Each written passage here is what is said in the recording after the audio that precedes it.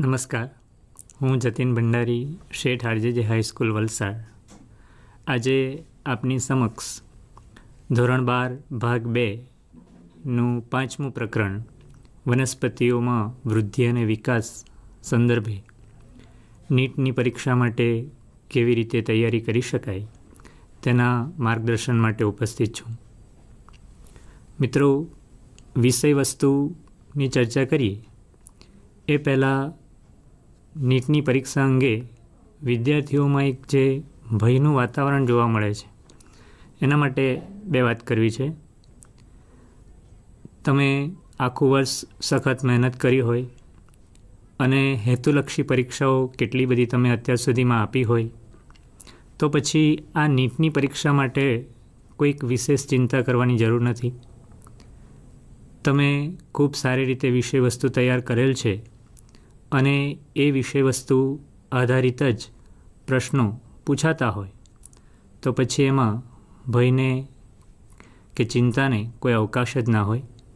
માટે ખૂબ જ સ્વસ્થ મને તૈયારી કરવી અને પરીક્ષા આપવી.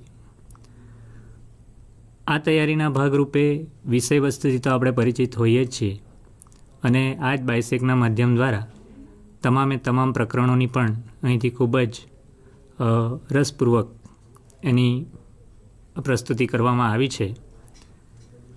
પરંતુ નીટની પરીક્ષા માટેની વિશેષ તૈયારી માટે હું એટલું કહું કે જૂના જે પ્રશ્નપત્રો છે AIPMTના કે AIMSના જે પ્રશ્નપત્રો છે એનો તમારે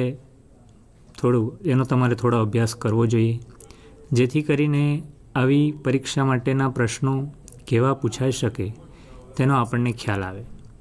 કારણ એટલું કે અત્યાર સુધી આપણે શાળા કક્ષાએ જે કોઈક પરીક્ષાઓ આપી હોય એ પરીક્ષાઓમાં જે પ્રશ્નોની જે ગુણવત્તા છે એના કક્ષાએ થોડી આના માટે કોઈક વિશેષ પ્રકારના પ્રશ્નો આવી શકે એવી શક્યતાઓ હોય છે. એ વિશેષ પ્રકારના એટલે કેવી રીતે? તો કે શાળા કક્ષાની પરીક્ષામાં કદાચ આપણને એવું બને કે પાઠ્યપુસ્તકના સીધા વાક્યો પ્રશ્ન તરીકે પૂછાતા હોય અને આપણે ખૂબ સરળતાથી બહુ વૈકલ્પિક પ્રશ્નોમાંથી ઉત્તર શોધી લઈએ. પરંતુ મારો અભ્યાસ એવું જણાવે છે કે આવી નીટ જેવી પરીક્ષાઓની અંદર જે પ્રશ્નો પૂછાય છે એમાં ખાસ કરીને તાર્કિક અભિગમ આધારિત પ્રશ્નો વધારે પૂછાયા છે. તો આપણે એવા પ્રશ્નોની મહત્તમ પ્રેક્ટિસ કરીએ, મહાવરો કરીએ, દૃઢીકરણ કરીએ તો આપણે પણ આ નીટ જેવી સ્પર્ધાત્મક પરીક્ષામાં ખૂબ સારા માર્ક્સ મેળવી શકીએ. તો મિત્રો, આજે હું પણ આવા જ એક પ્રયત્ન સાથે કે જેમાં જૂના કેટલાક પ્રશ્નપત્રોના એવા પ્રશ્નો આપની સમક્ષ લઈને ઉપસ્થિત છું. સાથે એ પ્રશ્નો જો આપણે સોલ્વ કરવા હોય, એના સાચા જવાબ સુધી પહોંચવું હોય તો આપણે કેવા વિષય વસ્તુથી પરિચિત હોવા જોઈએ એની પણ આપની સમક્ષ રજૂઆત કરીશ. તો આ જે પ્રકરણ છે એ પ્રકરણ વનસ્પતિમાં વૃદ્ધિ અને વિકાસ. તો વૃદ્ધિની વાત કરીએ તો વૃદ્ધિ અને વિકાસ એ વનસ્પતિના અન્ય સજીવોમાં જોવા મળતા ગુણધર્મો પ્રમાણેના જ ગુણધર્મો છે અને કોષ વિભાજન જે વૃદ્ધિની પ્રક્રિયા માટેનું એક મહત્ત્વનું પાસું છે એની સાથે એ સંકળાયેલી બાબત છે. બીજાંકુરણ થાય, તેમાંથી મોટું વટવૃક્ષ બને ત્યાં સુધીની સમગ્ર પ્રક્રિયા વૃદ્ધિના તબક્કાઓમાંથી પસાર થાય છે. તમે વિષય વસ્તુના અભ્યાસમાં શીખી ગયા છો કે કોષ વિભાજન, કોષ વિસ્તરણ અને કોષ વિભેદન જેવા તબક્કાઓમાંથી પસાર થતાં વનસ્પતિ એક ચોક્કસ વૃદ્ધિને પામે છે અને ત્યારબાદ એ વિભેદનનો જે એનો અંતિમ તબક્કો છે એમાં એ પોતાના પૂર્ણ સ્વરૂપ પુષ્પ, ફળ, બીજ વગેરે ધારણ કરે છે.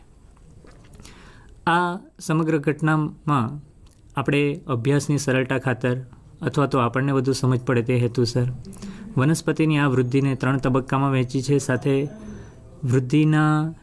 વૃદ્ધિની પ્રક્રિયા માટે જે જરૂરી છે એવી વર્ધનશીલ પેશી એની ક્રિયાવિધિને પણ આપણે 2 ભાગમાં વહેંચી છે.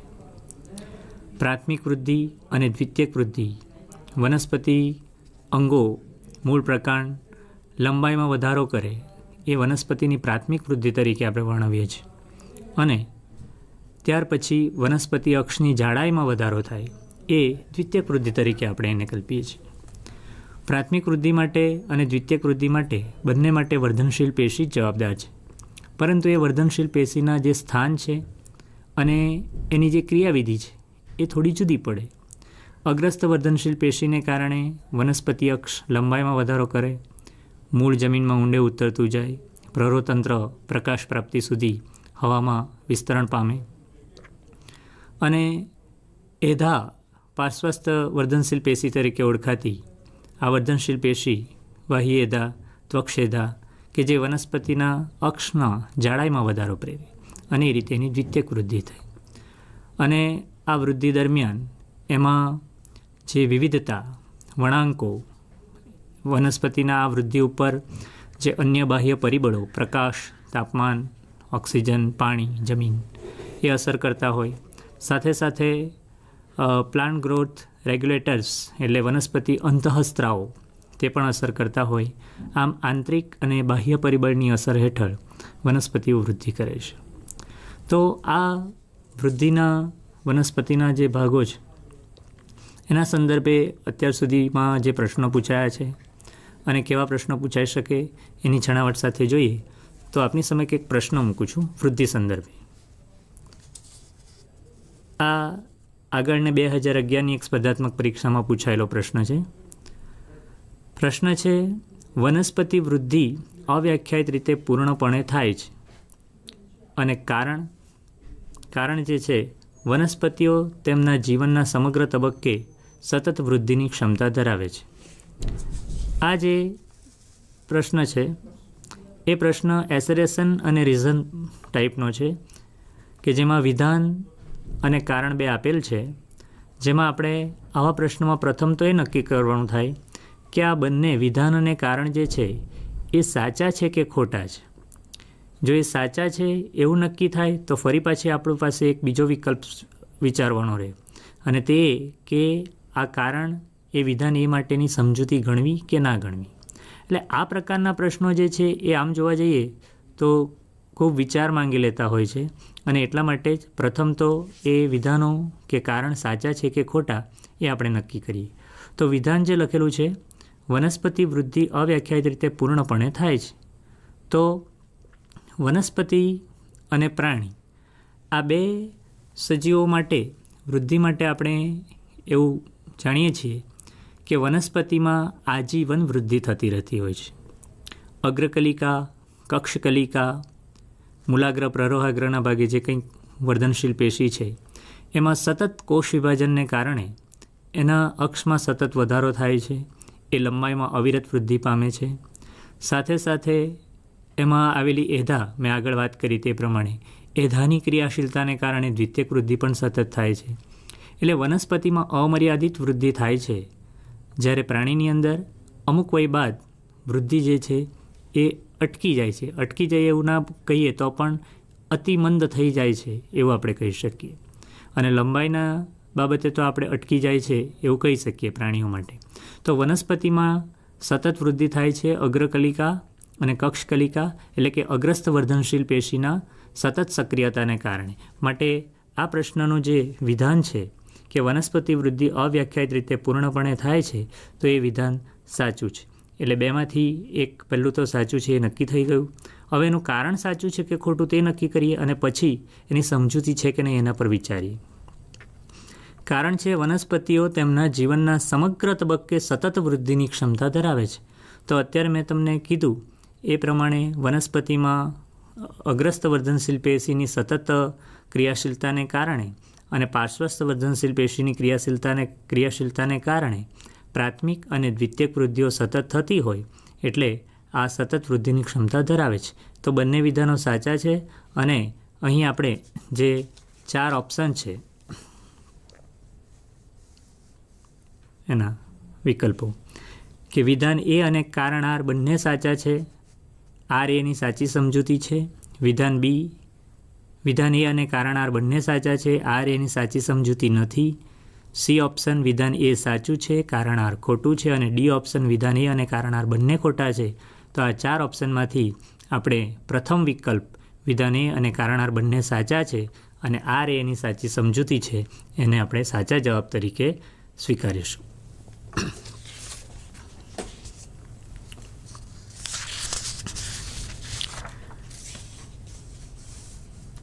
હવે આ એક બીજો પ્રશ્ન છે, જુઓ, જે પણ વૃદ્ધિના અનુસંધાનમાં જ છે. વનસ્પતિમાં લાક્ષણિક વૃદ્ધિ વક્ર કેવો હોય? તો એના અનુસંધાને 4 ઓપ્શન છે: રેખીય, વલયાકાર, સોપાનવત અને સિગ્મોઇડ.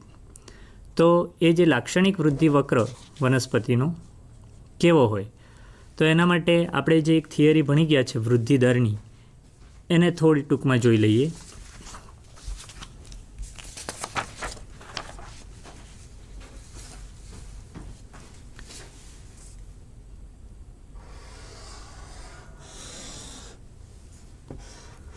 વૃદ્ધિ દરની આ થિયરીમાં સમય વિરુદ્ધ વનસ્પતિ કોષોની સંખ્યાનો આલેખ દોરવામાં આવે તો પ્રારંભે ધીમી વૃદ્ધિ, મંદ વૃદ્ધિ, ત્યાર પછી વૃદ્ધિ દર ઝડપી થાય અને ત્યાર પછી અમુક સમય બાદ વૃદ્ધિ દર ફરી પાછો ધીમો થાય અથવા સ્થાયી થાય. અને આ રીતે જોતાં એનો આલેખ જે છે એ એસ આકાર અથવા તો સિગ્મોઇડ આકારનો આલેખ બને છે, જે આપણી થિયરીનો કોન્સેપ્ટ છે. તો હવે આ વિષય વસ્તુ તમને પરિચિત હો તો આ પ્રશ્નનો જવાબ આપણે વિચારી શકીએ કે વનસ્પતિમાં લાક્ષણિક વૃદ્ધિ વક્ર રેખીય, વલયાકાર, સોપાનવત કે સિગ્મોઇડ. તો આપણે ખૂબ સરળતાથી કહી શકીએ કે આ પ્રશ્નનો જવાબ સિગ્મોઇડ આલેખ એવો આવે.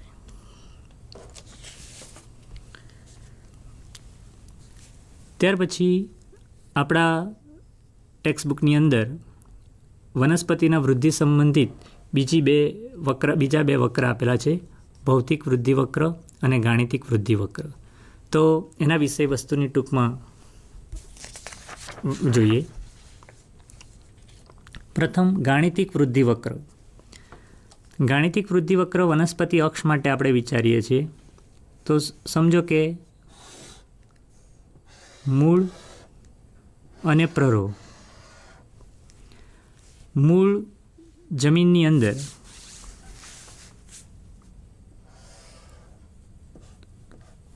વૃદ્ધિ પામતું અંગ છે અને પ્રરોહ પ્રકાશની દિશામાં વૃદ્ધિ પામતું અંગ છે. મૂલાગ્ર અને પ્રરોહાગ્ર આ બંને સ્થાને આવેલી અગ્રસ્ત વર્ધનશીલ પેશી. આ અગ્રસ્ત વર્ધનશીલ પેશીના કોષોમાં સતત કોષ વિભાજન થાય છે અને આ કોષ વિભાજનને કારણે વનસ્પતિ અક્ષની લંબાઈમાં વધારો થાય છે. તો અહીં આ કોષ વિભાજન પામતા જે કોષ છે, કોષ વિભાજન પામતા એ કોષોમાંથી એક કોષ વિભાજન સમભાજન પ્રકારનું હોય, એટલે એક કોષમાંથી 2 કોષો સંભવે. આ સમભાજન પ્રકારના કોષ વિભાજનમાં એક કોષમાંથી 2 કોષો બને. અહીં એક કોષ નવું કોષ વિભાજન દર્શાવે અને આગળ નવું કોષ વિભાજન પ્રેરે, જ્યારે એની સાથે સર્જાયેલો બીજો કોષ, એ બીજો કોષ ત્યારબાદ કોષ વિભાજન ન પામે અને વિભેદનની પ્રક્રિયામાં ભાગ લેતો જાય. એટલે આની અંદર આનો જે આલેખ મળે છે તે આપણે એ રીતે વિચારી શકીએ કે કોષ વિભાજન પામેલા 2 કોષો પૈકી એક બાળકોષ સતત વિભાજન પામે અને બીજો બાળકોષ કોષ વિભેદન દર્શાવે, જેથી કરીને એનો આલેખ સતત આ પ્રકારનો જ મળે. એટલે કે આ આલેખને આપણે સમય વિરુદ્ધ વૃદ્ધિનો આલેખ વિચારીએ તો આ આલેખ રેખીય આલેખ પ્રાપ્ત થાય. અને એ રેખીય આલેખ પ્રાપ્ત થવાનું કારણ એમાં થતું કોષ વિભાજન, કે જેમાં જે પૈકીનો એક કોષ સતત કોષ વિભાજન દર્શાવીને એની વૃદ્ધિ સતત ચાલુ રાખે છે. માટે આ સમજૂતી પરથી આ પ્રશ્નનો સાચો જવાબ શોધીએ.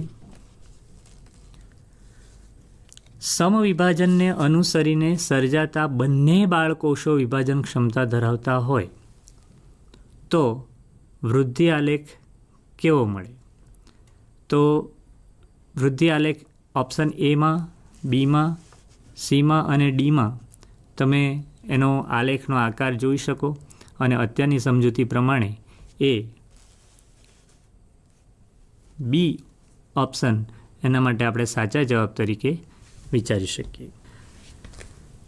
ત્યાર પછીથી એક બીજો પ્રશ્ન લઈએ.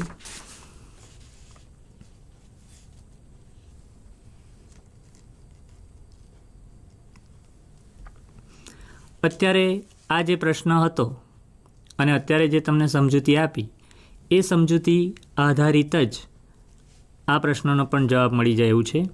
વિધાન એ મૂળની લંબાઈની સાપેક્ષે સમયનો આલેખ દોરવામાં આવે તો રેખીય વક્ર પ્રાપ્ત થાય અને કારણ આર મૂળની ઉદાહરણીય રૂપીય વિસ્તરણ ગાણિતીય વૃદ્ધિ દર્શાવે છે.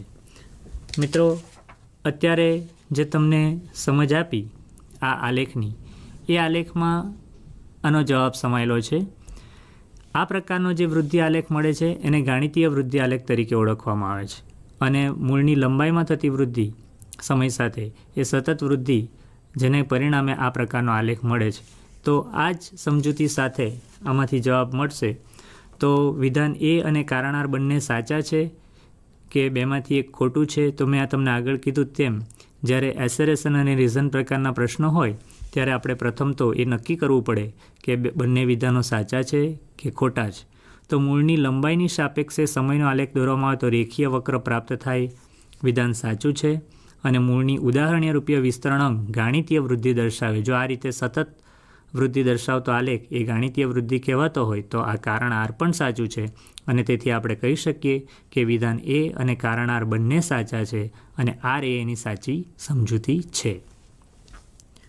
તો આ રીતે આવી જે થિયરીઓ છે, ગાણિતિક વૃદ્ધિ, ભૌતિક વૃદ્ધિ વક્ર, આ થિયરીઓ આધારિત આવા પ્રશ્નો ભૂતકાળમાં પૂછાયા છે અને આ પ્રશ્નોના સાચા જવાબો મેળવવા માટે ખૂબ સરળ, આપણને જો વિષય વસ્તુ ખૂબ સારી રીતે સમજેલા હોઈએ, એનો હાર્દ સમજેલા હોઈએ તો આવા પ્રકારના પ્રશ્નોના ખૂબ સચોટ રીતે આપણે સાચા જવાબો તરત જ મેળવી શકીએ છીએ.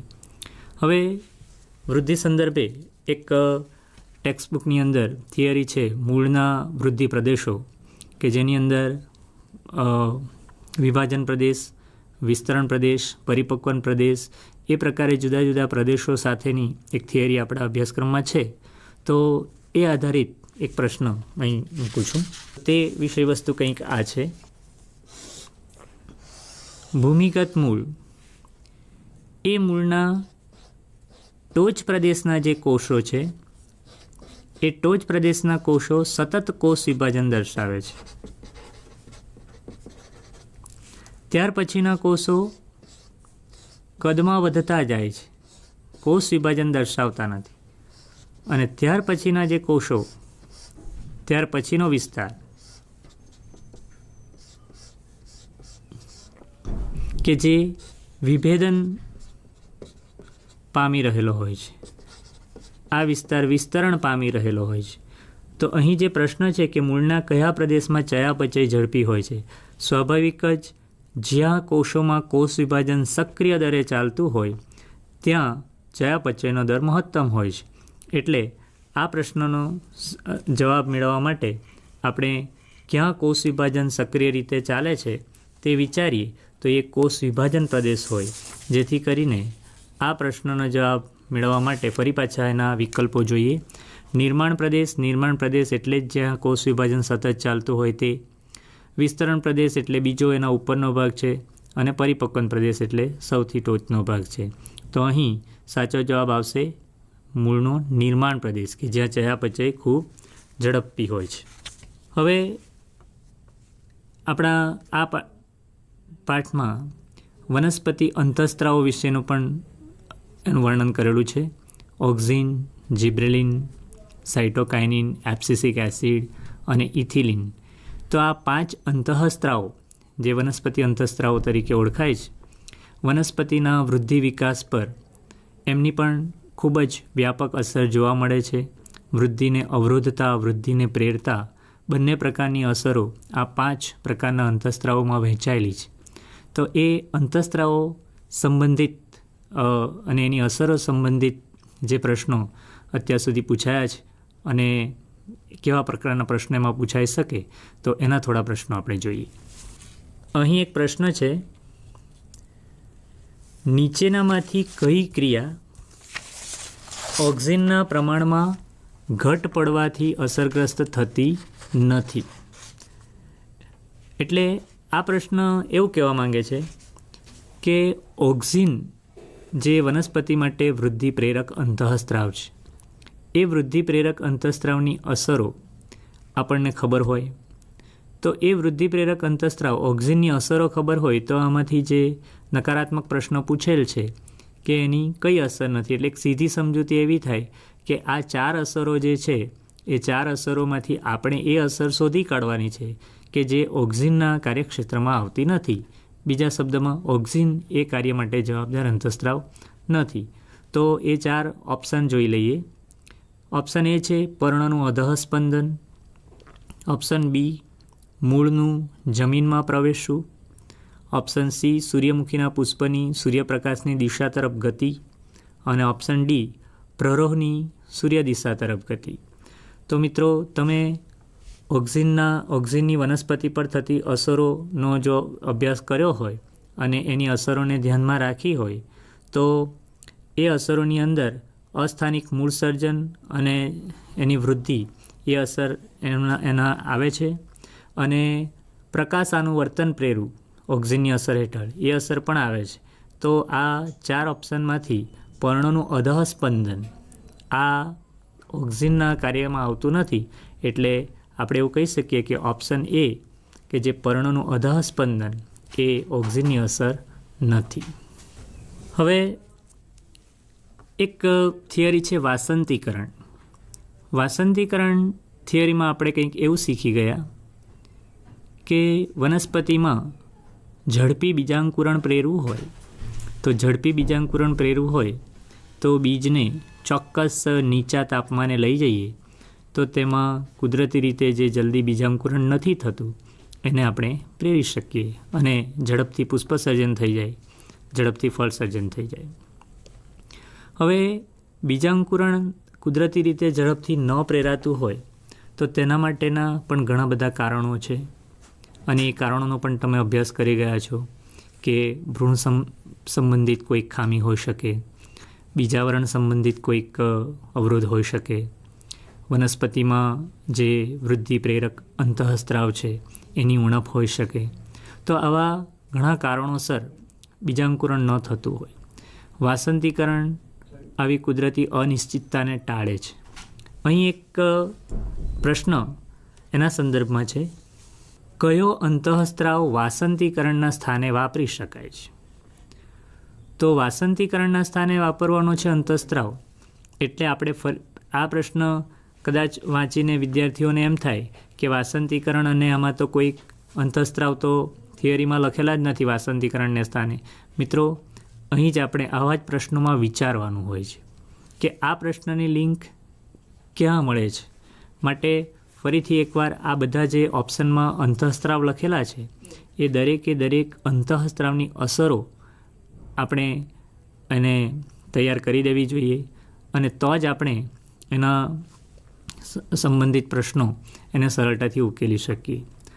તો આ પૈકીનો બીજાંકુરણ માટે જવાબદાર કયો અંતઃસ્ત્રાવ છે? વાસંતીકરણ પ્રક્રિયા જે છે એ બીજાંકુરણને પ્રેરતી પ્રક્રિયા છે. એ માનવ નિર્મિત પ્રક્રિયા છે વાસંતીકરણ, કે જેમાં બીજને નિશ્ચિત નીચા તાપમાને લઈ જઈને આપણે ઝડપથી બીજાંકુરણ પ્રેરાવી શકીએ છીએ. તો એ આપણે કૃત્રિમ રીતે પ્રેરીએ છીએ. તો આપણે એ જાણી લેવું જોઈએ કે આ અંતઃસ્ત્રાવો પૈકી કયો અંતઃસ્ત્રાવ છે કે જે પણ આ બીજાંકુરણની પ્રક્રિયા સાથે સંકળાયેલો છે. તો આ પ્રશ્નનો જવાબ મેળવીએ એ પહેલાં થોડું એની વિષય વસ્તુની ચર્ચા કરી લઈએ. બીજમાં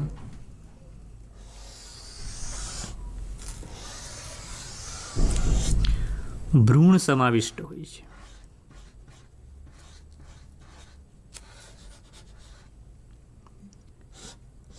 આ ભ્રૂણ મૂળ છે.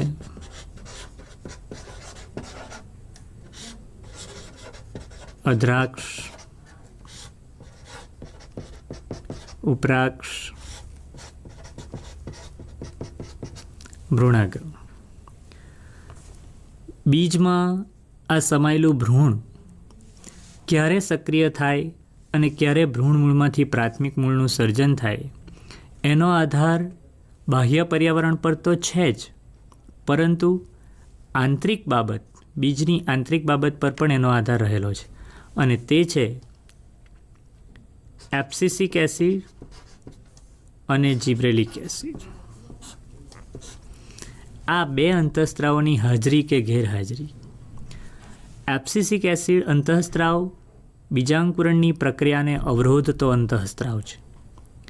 એટલે જ્યારે પ્રારંભે છોડ પરથી બીજ તૈયાર થયેલું હોય એ બીજને તમે તુરંત જ રોપવાનો પ્રયત્ન કરો અને એને જરૂરી એવા તમામ બાહ્ય પરિબળો, હવા, પાણી, પ્રકાશ, તાપમાન પૂરું પાડો, છતાં અંકુરણ થતું નથી. એ અંકુરણ ન થવાનું એક કારણ છે બીજમાં એબ્સિસિક એસિડની મહત્તમ હાજરી. અને એબ્સિસિક એસિડ બીજની અંદર જે ઉત્સેચકો છે કે જે ઉત્સેચક ભ્રૂણપોષ આ ભ્રૂણને પ્રાપ્ત કરાવવાનું કામ કરે છે. તો આ એબ્સિસિક એસિડ આ ભ્રૂણપોષ ઉત્સેચકોને સક્રિય થવા દેતું નથી, એબ્સિસિક એસિડ, અને જેને પરિણામે ભ્રૂણપોષ ભ્રૂણને પૂરતા પ્રમાણમાં પ્રાપ્ત થતું નથી, અને પરિણામે તમે બાહ્ય કોઈપણ પરિબળો એને પૂરા પાડો જે બીજાંકુરણ માટે જરૂરી છે તે એને પ્રાપ્ત થતા નથી અને અંકુરણ થતું નથી. તો જિબ્રેલિક એસિડ જે છે એ જિબ્રેલિક એસિડ વનસ્પતિનો એવો અંતઃસ્ત્રાવ છે કે જેમ જેમ બીજ જૂનું થતું જાય, એટલે કે છોડ પરથી એ ઉદ્ભવ્યા બાદ જેમ સમય વીતતો જાય તેમ બીજમાં એબ્સિસિક એસિડનું પ્રમાણ ઘટતું જાય છે અને જિબ્રેલિક એસિડનું પ્રમાણ વધતું જાય છે. અને જેમ જેમ જિબ્રેલિક એસિડનું પ્રમાણ વધશે તેમ આ ઉત્સેચકો સક્રિય થઈને ભ્રૂણપોષ ભ્રૂણને પ્રાપ્ત કરાવશે અને પરિણામે આ ભ્રૂણ મૂળમાંથી પ્રાથમિક મૂળનો ઉદ્ભવ થશે, એટલે કે બીજાંકુરણ થશે, ભ્રૂણાગ્ર પ્રરોતંત્રનું નિર્માણ કરશે.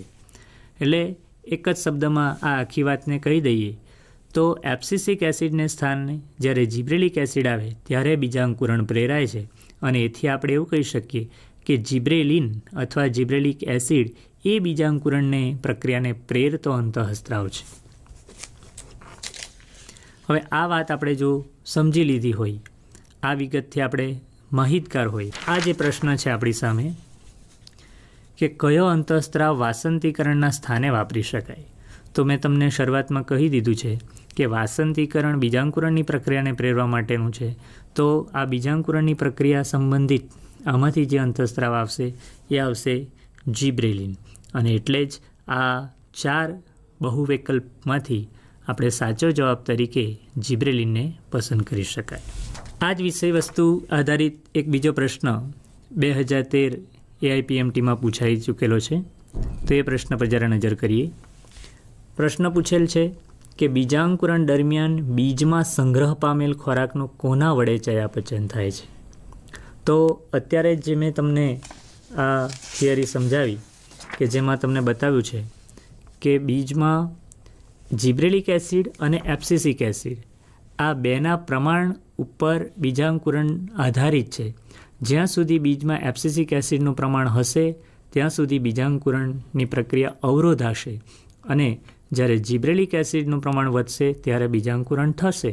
માટે ફરી પાછો આ પ્રશ્ન પણ બીજાંકુરણ સંબંધિત જ છે, અને તેથી બીજાંકુરણ દરમિયાન બીજમાં સંગ્રહ પામેલ ખોરાકનું કોના વડે ચયાપચય થાય કે જેથી કરીને બીજાંકુરણ થાય, તો એના સાચા જવાબમાં પણ જે આપેલ 4 વિકલ્પો છે ઇથિલિન, સાઇટોકાઇનિન, એબ્સિસિક એસિડ અને જિબ્રેલિન, જે પૈકી આપણે સાચા જવાબ તરીકે જિબ્રેલિનને પસંદ કરવો થાય. ત્યાર પછી જે વનસ્પતિ અંતઃસ્ત્રાવો આપેલ છે એ 5 અંતઃસ્ત્રાવો પૈકીનો એક અંતઃસ્ત્રાવ છે સાઇટોકાઇનિન. સાઇટોકાઇનિન અંતઃસ્ત્રાવ પણ વનસ્પતિ માટેનો વૃદ્ધિ પ્રેરક અંતઃસ્ત્રાવ છે, અને આ અંતઃસ્ત્રાવની અસરો જે તમે ભણી ચૂક્યા છો કે તે કોષ વિભાજન, કોષ વિસ્તરણ અને કોષ વિભેદનની પ્રક્રિયાને પ્રેરે છે. તેની અસર હેઠળ અગ્રકલિકાનું પ્રભુત્વ ઘટે છે. વનસ્પતિને સદાબહાર રાખે છે, કારણ કે ક્લોરોફિલની એ જાળવણી કરે છે. ક્લોરોફિલના બંધારણને એ ઝડપથી વિઘટિત થવા દેતું નથી. તો આવા સાઇટોકાઇનિનની અસરો જો આપણે યાદ રાખી હોય તો આવો જ એક પ્રશ્ન કે જે સાઇટોકાઇનિન અંતઃસ્ત્રાવ સાથે સંબંધિત પ્રશ્ન છે તો જોઈએ. તોડેલા પુષ્પ અને કાપેલા શાકભાજી લાંબા સમય સુધી સાચવવા કયા અંતઃસ્ત્રાવની સારવાર આપવી પડે? તો મેં અત્યારે જ તમને જે કીધું કે સાઇટોકાઇનિનની જે અસરો આપેલ છે એ અસરો પૈકીની એક અસર છે પર્ણમાં ક્લોરોફિલની જાળવણી કરે. તો સ્વાભાવિક છે કે તોડેલા પુષ્પ અને કાપેલા શાકભાજી કે જે એના છોડથી વિખૂટા થયા છે એને આપણે જો લાંબા સમય સુધી તરોતાજા રાખવા હોય તો જે એના હરિતદ્રવ્યનું વિઘટન ન થવા દે એવા અંતઃસ્ત્રાવની સારવાર આપવી પડે તો એ લાંબા સમય સુધી તાજા રહે. તો આ અસરો પૈકી સાઇટોકાઇનિન એક એવો અંતઃસ્ત્રાવ છે કે જે વનસ્પતિના હરિતદ્રવ્યને લાંબા સમય સુધી વિઘટિત થવા દેતો નથી, વનસ્પતિને સદાબહાર રાખે છે, માટે એને સદાબહાર રાખતો અંતઃસ્ત્રાવ તરીકે પણ ઓળખવામાં આવે છે. તો આના સાચા જવાબ તરીકે સાઇટોકાઇનિન આવી શકે. અંતઃસ્ત્રાવની અસરો સંબંધિત એક બીજો પ્રશ્ન કે જે AIPMT 2012માં પૂછાયેલ છે. પ્રશ્ન છે, નીચે આપેલ પૈકી કયો પદાર્થ સામાન્ય અને જિબ્રેલિન પ્રતિવર્તી અંતઃસ્ત્રાવી ક્રિયા દર્શાવે છે? જિબ્રેલિન આ પ્રશ્નને સમજવા માટે આપણે આ વાક્ય ઉપર વિચાર કરવો પડે કે નીચે આપેલ અંતઃસ્ત્રાવો પૈકી કયો અંતઃસ્ત્રાવ જિબ્રેલિન પ્રતિવર્તી પ્રક્રિયા. એનો અર્થ એ થયો કે જિબ્રેલિનની જે અસર છે એ જિબ્રેલિનની અસરની વિરુદ્ધ અસર દર્શાવતો અંતઃસ્ત્રાવ કયો છે. આટલી સમજ જો તમે પ્રશ્નોમાંથી મેળવી લો તો એનો જવાબ ખૂબ સરળ થઈ પડે. કારણ કે આપણે જે જોયું છે અત્યારે જ કે એબ્સિસિક એસિડ અને જિબ્રેલિન એ અંતઃસ્ત્રાવો એકબીજાથી વિરુદ્ધ કાર્ય કરતા અંતઃસ્ત્રાવો છે. જિબ્રેલિક એસિડ એ બીજાંકુરણની પ્રક્રિયાને પ્રેરતો અંતઃસ્ત્રાવ છે, જ્યારે એબ્સિસિક એસિડ એ બીજાંકુરણની પ્રક્રિયાને અવરોધતો અંતઃસ્ત્રાવ છે. તો બંને અંતઃસ્ત્રાવો પરસ્પર વિરુદ્ધ કામ કરતા હોય તો જિબ્રેલિનની પ્રતિવર્તી અંતઃસ્ત્રાવી ક્રિયા દર્શાવતો અંતઃસ્ત્રાવ કયો? તો એનો ખૂબ સરસ જવાબ આપી શકાય કે એબ્સિસિક એસિડ. એટલે આ પ્રશ્નનો સાચો જવાબ રહેશે એબ્સિસિક એસિડ. ત્યાર પછી AIIMS 2012માં પૂછાયેલો એક પ્રશ્ન, એ પણ એબ્સિસિક એસિડની અસર સંદર્ભનો છે. પહેલાં પ્રશ્ન વાંચીએ, પછી આપણે એનો જવાબ વિચારીએ. પ્રશ્ન છે, એબ્સિસિક એસિડને તાણ દરમિયાન ઉત્પન્ન થતા અંતઃસ્ત્રાવ કે તાણ અંતઃસ્ત્રાવ તરીકે ઓળખવામાં આવે છે, કારણ કે? તો મિત્રો, વનસ્પતિમાં તાણની સ્થિતિ એટલે શું તે આપણે પહેલાં તો વિચારવું પડે. તો વનસ્પતિમાં તાણની સ્થિતિ એટલે કે વનસ્પતિને ભૂમિમાંથી જ્યારે પૂરતા પ્રમાણમાં પાણી ન મળતું હોય તે વખતે વનસ્પતિ બાહ્ય પરિબળો સામે ટકી રહેવા માટે જે કોઈક અનુકૂલન દર્શાવે છે તે અંગેની આ વાત કરેલી છે. જેમ કે પર્ણરંધ્ર ખુલ્લું હોય, વનસ્પતિને ભૂમિમાંથી પૂરતા પ્રમાણમાં પાણી ન મળતું હોય તેવી સ્થિતિમાં જો પર્ણરંધ્ર ખુલ્લું હોય અને બાહ્ય વાતાવરણ પ્રકાશની તીવ્રતા ખૂબ વધારે હોય, તાપમાન ખૂબ વધારે હોય, પવન ખૂબ ઝડપી વાતો હોય, આ બધી પરિસ્થિતિ એવી છે કે જે વનસ્પતિમાં ઉત્સેદનની પ્રક્રિયાને ઉત્તેજન આપે. પરંતુ વનસ્પતિની સ્થિતિ એવી છે કે જમીનમાં પાણી પૂરતું નથી અને આવી સ્થિતિમાં પર્ણરંધ્રને ખુલ્લું રાખીને ઉત્સેદન ઝડપી બનાવી શકે તો વનસ્પતિમાં તાણની પરિસ્થિતિ સર્જાય, એટલે કે જલતાણ સર્જાય અને વનસ્પતિ મૃત્યુ પામે. તો આમ તો આપણે પ્રથમ પ્રકરણની અંદર આ વસ્તુનો ઉલ્લેખ ભણી ગયા છીએ કે જ્યારે ઝડપી પવન, ઊંચું તાપમાન, તીવ્ર પ્રકાશ, આ બધા બાહ્ય પરિબળ અસર હેઠળ વનસ્પતિ રંધ્રને ખુલ્લું રાખે છે અને ઉત્સેદનનો વેગ પણ ઝડપી બને છે. પરંતુ જ્યારે આવો વિરોધાભાસ હોય, પણ એ ક્યારે શક્ય બને કે જમીનમાં પાણી પૂરતું હોય તો, પણ અહીં કેવો વિરોધાભાસ છે કે પાણી અપૂરતું છે અને બાહ્ય પરિબળો કે જે ઉત્સેદનની પ્રક્રિયાને પ્રેરનારા છે. તો આવી સ્થિતિમાં વનસ્પતિમાં આ ઉત્સેદનની પ્રક્રિયાને અટકાવવાનું કાર્ય કોણ કરે? તો એ છે એબ્સિસિક એસિડ. એબ્સિસિક એસિડ આ વખતે કે જે બાહ્ય પરિબળો બધા જ ઉત્સેદનની પ્રક્રિયાને પ્રેરે એ પ્રકારના છે, તો એનું કેવી રીતે સમાધાન કરે છે? તો કે એબ્સિસિક એસિડ આ વખતે વાયુરંધ્રને બંધ કરે છે અને બાહ્ય પરિબળ ભલે ઉત્સેદનની પ્રક્રિયાને પ્રેરનારા હોય છતાં વનસ્પતિને તાણની સ્થિતિમાં બચાવી રાખવાનું કાર્ય એબ્સિસિક એસિડ કરે છે. એ વાયુરંધ્રને બંધ રાખે છે અને વનસ્પતિમાં પાણીને બચાવે છે. તો આ વિષય વસ્તુથી આપણે પરિચિત હોઈએ તો આ પ્રશ્નનો જવાબ આપણે મેળવી શકીએ. તો પ્રશ્ન વાંચીએ. એબ્સિસિક એસિડને તાણ દરમિયાન ઉત્પન્ન થતા અંતઃસ્ત્રાવ કે તાણ અંતઃસ્ત્રાવ તરીકે ઓળખવામાં આવે છે. કારણ છે બીજ સુસુપ્તા તોડે, પર્ણપતન પ્રેરે, પુષ્પ સર્જન પ્રેરે અને વાયુરંધ્ર બંધ કરે. તો આ પ્રશ્નનો સાચો જવાબ આવશે કે વાયુરંધ્ર બંધ કરે. અને એકદમ આ જ પ્રકારનો પ્રશ્ન AIPMT 2014માં પૂછાયો છે અને એનો જવાબ પણ આ જ આવવાનો છે. આપેલ પૈકી કયો વૃદ્ધિ નિયંત્રક તાણ અંતઃસ્ત્રાવ તરીકે જાણીતો છે?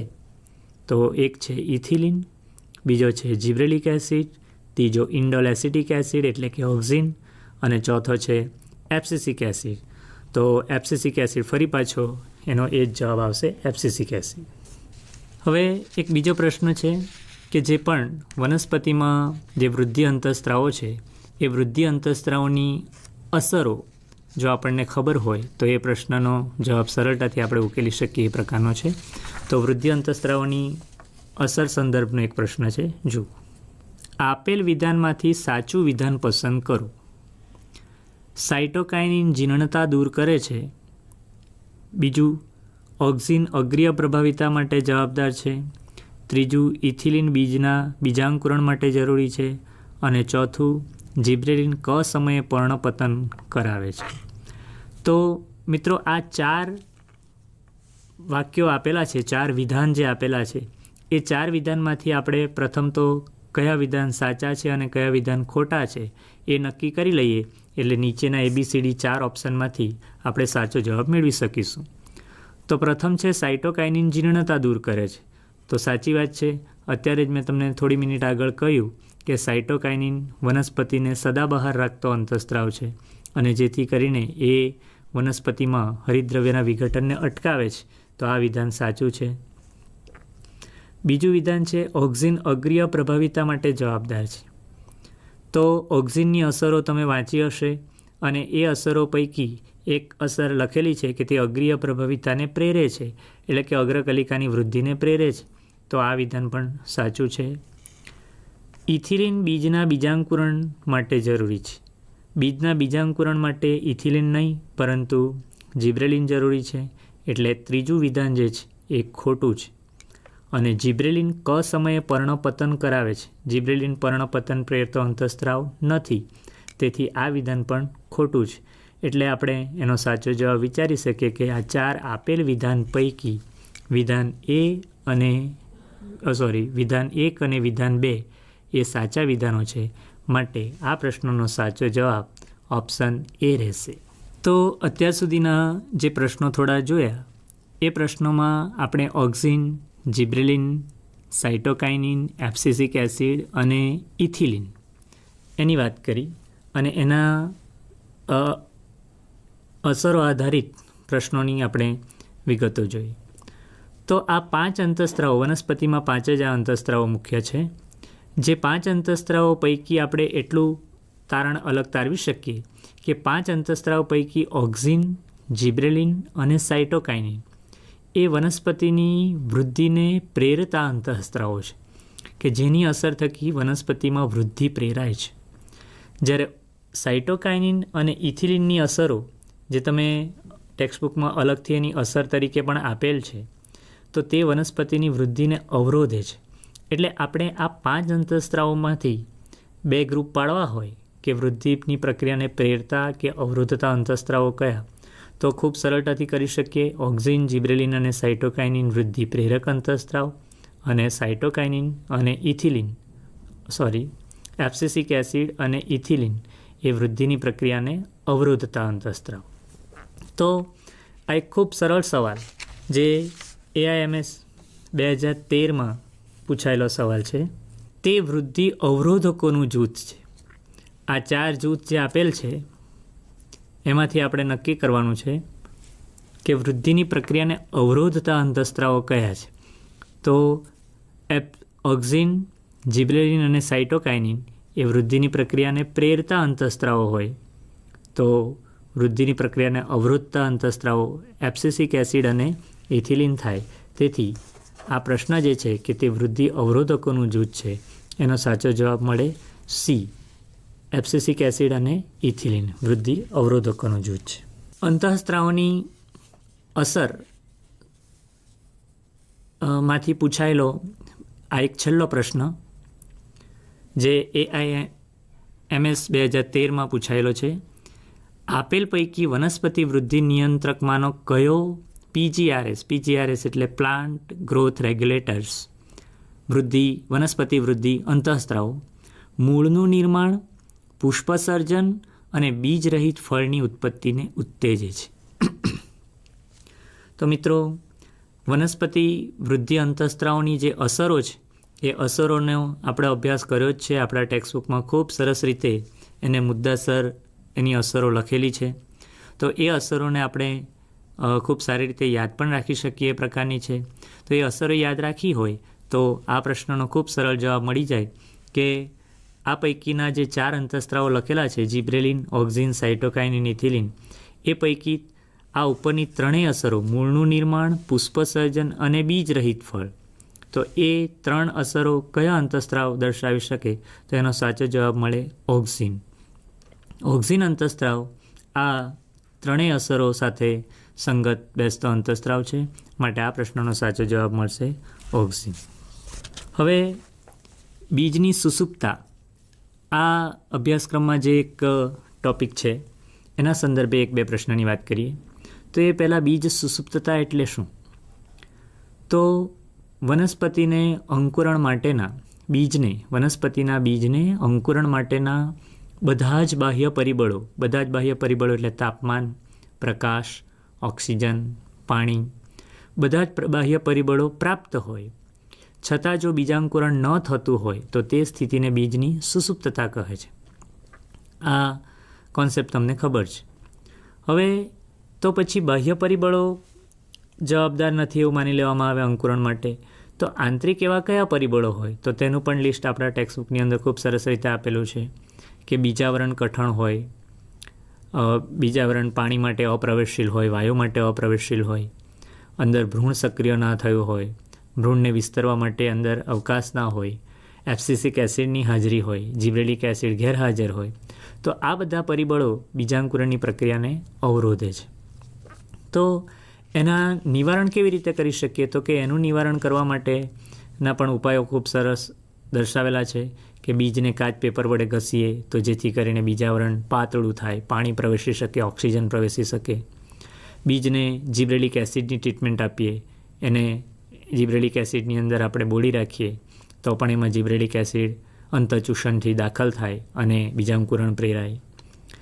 બીજને રેતી ભરેલા ફ્લાસ્કમાં રાખીએ, એના બીજ કેન્દ્રને આપણે દૂર કરીએ, વગેરે વગેરે. તો આ જે એની જે સારવારના જે ઉપાયો છે એના સંદર્ભે એક પ્રશ્ન છે, જોઈએ. કયા પ્રકારની બીજ સુસુપ્તતાનું નિવારણ બીજને કાચ પેપર વડે ઘસવાથી કરી શકાય? તો બીજને કાચ પેપર વડે ઘસવાથી કયા પ્રકારની સુસુપ્તતાનું નિવારણ કરી શકાય? એક છે ભૌતિક સુસુપ્તતા, બીજું છે રાસાયણિક સુસુપ્તતા, ત્રીજું છે દેહધર્મિક સુસુપ્તતા અને ચોથું આપેલ છે મિશ્ર સુસુપ્તતા. તો મિત્રો, આના માટે આપણે આ 4 પ્રકારની જે સુસુપ્તતા છે એનો જે ટૉપિક આપણા ટેક્સ્ટબુકમાં આપેલ છે કે ભૌતિક સુસુપ્તતા નંબર 1, તો કે ભૌતિક સુસુપ્તતા એટલે કે બીજ જ્યારે પાણી કે વાયુ વિનિમય માટે અપ્રવેશશીલ હોય તો એને ભૌતિક સુસુપ્તતા કહેવાય. રાસાયણિક સુસુપ્તાનો ટોપિકમાં એવું લખેલું છે કે ભ્રૂણની આસપાસમાં રહેલ આવરણમાં આવેલ વૃદ્ધિ નિયામકો કે જો એટલે કે જીબ્રેલિક એસિડ ગેરહાજર હોય તો રાસાયણિક સુસુપ્તતા કહેવાય. દેહધાર્મિક સુસુપ્તામાં આપણે એવું કંઈક શીખ્યા છે કે રાસાયણિક ફેરફાર ન થાય ત્યાં સુધી ભ્રૂણ વૃદ્ધિ અને બીજાંકુરણ અટકે જ. અને મિશ્ર સુસુપ્તતામાં તો દેહધાર્મિક અને બાહ્યકીય એ બંને સુસુપ્તતા મિશ્ર સુસુપ્તતા કહેવાય.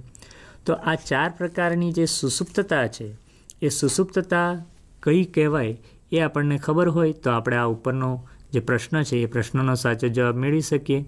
કે જેમાં ભૌતિક સુસુપ્તતામાં એવું કીધું છે કે જ્યારે બીજનું બીજાવરણ સખત હોય અને પરિણામે એ પાણી કે વાયુ માટે અપ્રવેશશીલ હોય ત્યારે એ પાણી અને વાયુ બીજની અંદર પ્રવેશી શકતા નથી અને પરિણામે અંદર ઉત્સેચકો સક્રિય થતા નથી અને બીજાંકુરણ થતું નથી. તો આ પ્રશ્નનો સાચો જવાબ મળશે ભૌતિક સુસુપ્તતા. પ્રકાશ અવધિ એક થિયરી આપેલ છે આપણા પાઠ્યપુસ્તકમાં. એ પ્રકાશ અવધિ થિયરીના એક છેલ્લા વિધાનમાં એવું લખેલ છે કે વિશિષ્ટ પ્રકારનું અંતઃસ્ત્રાવ અને વિશિષ્ટ પ્રકારનું રંજક દ્રવ્ય આ વનસ્પતિમાં થતા પુષ્પસર્જનના પ્રતિચાર માટે અગત્યનું છે. તો એ વિશિષ્ટ પ્રકારનું જે રંજક દ્રવ્ય એ રંજક દ્રવ્ય એટલે ફાઇટોક્રોમ છે. તો ફાઇટોક્રોમ સંબંધિત એક પ્રશ્ન જોઈ લઈએ. કયું વિધાન ફાઇટોક્રોમ માટે સાચું છે? ફાઇટોક્રોમ વૃદ્ધિ નિયામક વનસ્પતિ અંતઃસ્ત્રાવ છે. ફાઇટોક્રોમ પ્રકાશ સંશ્લેષણ પ્રક્રિયામાં ઉપયોગી રંજક દ્રવ્ય છે. ફાઇટોક્રોમ રંજક દ્રવ્ય વૃદ્ધિ પ્રકાશ આધારિત દેહધાર્મિક ક્રિયા અને વિકાસને ઉત્તેજન આપે છે. અને ફાઇટોક્રોમ નિયંત્રિત પ્રોટીન છે જે અંધકાર પ્રક્રિયાને નિયંત્રિત કરે છે. તો મિત્રો, આ પ્રશ્નના સાચા જવાબ માટે આપણે પ્રકાશ અવધિની જે થિયરી છે એને ધ્યાનમાં લાવવી પડે. આ થિયરીમાં આપણે જે શીખ્યા છે કે વનસ્પતિના પુષ્પસર્જનમાં અને વિકાસ પર પ્રકાશના સમયગાળાની અસર હોય છે અને તે આધારિત 3 પ્રકારની વનસ્પતિઓ આપણે વર્ગીકૃત કરી છે. દીર્ઘ દિવસી વનસ્પતિ, લઘુ દિવસી વનસ્પતિ અને તટસ્થ દિવસી વનસ્પતિ.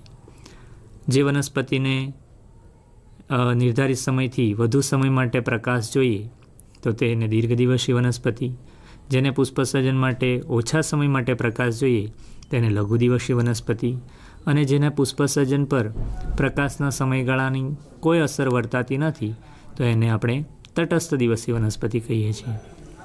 તો આ પ્રકાશના સમયગાળાની અસરમાં જે મેં તમને આગળ અત્યારે જ કીધું એ પ્રમાણે આપણી થિયરીમાં પણ એક સેન્ટન્સ લખેલ છે કે આ માટે વિશિષ્ટ પ્રકારનું રંજક દ્રવ્ય અને વિશિષ્ટ પ્રકારનું અંતઃસ્ત્રાવ એના માટે જવાબદાર છે. તો એ વિશિષ્ટ પ્રકારનું રંજક દ્રવ્યમાંથી પૈકીનું એક છે ફાઇટોક્રોમ. તો ફાઇટોક્રોમની એ અસર છે કે જેના સંદર્ભે વનસ્પતિ પ્રકાશની અસર પોતાના પુષ્પસર્જનમાં અનુભવે છે.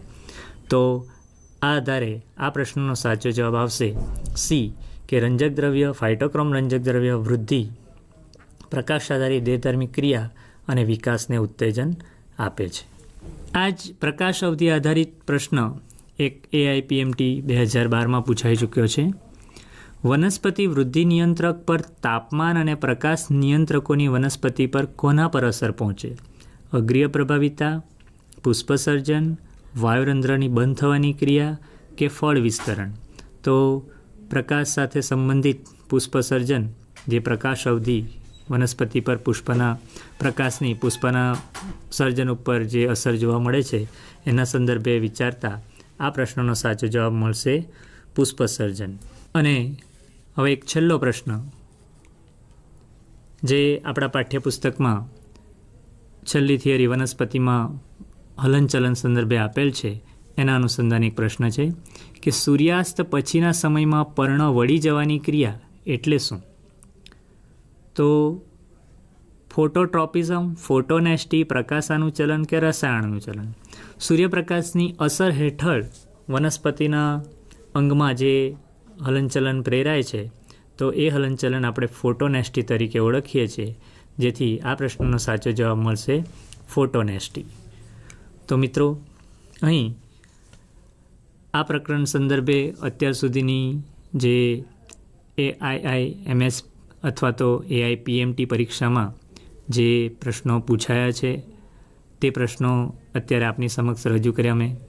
સાથે સાથે એનાથી આપણે એટલું વિચારી શકીએ કે આવી સ્પર્ધાત્મક પરીક્ષામાં જે પ્રશ્નો પૂછાયા છે તે આપણા અભ્યાસક્રમમાં, તમે ભણેલા અભ્યાસક્રમમાંથી જ પૂછાયા છે, બહારથી પૂછાયા નથી. માટે ફરી પાછું એકવાર કે નીટની પરીક્ષામાં બહારના ઘણા બધા પ્રશ્નો પૂછાય છે એવા હાવ સાથે, એવા ભય સાથે આપણે બિલકુલ આપણા મનને ડિસ્ટર્બ કરવાનું નથી. આપણા જ અભ્યાસક્રમમાંથી પ્રશ્નો આવવાના છે અને આ જ પ્રકારના પ્રશ્નો આવવાના છે. માટે ખૂબ સ્વસ્થ રીતે અને ખૂબ સારી રીતે એની તૈયારી કરીએ.